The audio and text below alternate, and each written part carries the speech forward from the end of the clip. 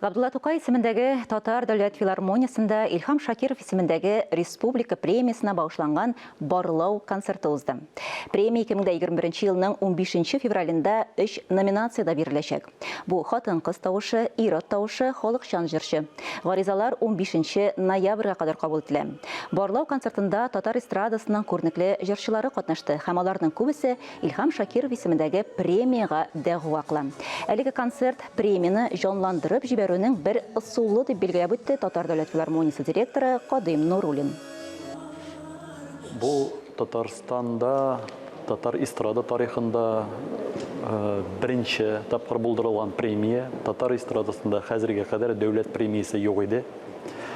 Бу җыр сәнгатендә әлбәттә бик зур адым дип саныйм, чөнки әлеге премиягә иң лаеклылар гына лаек булырлар дип уйлыйбыз инде без.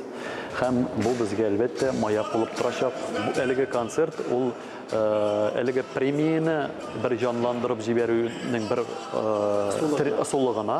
Шуңа күрә бүгенге кешеләр генә катнаша дигән сүз түгел. Монда катнашырга мөмкин һәркем. Жюри бик мәртәбәле, алар дөнья күргән кешеләр. Шуңа күрә дөрес иттереп бәяләрләр һәм һәркем үзенә кирәкле бәясен алыр дигән өмет белән яшибез. Шулай дип уйлыйбыз.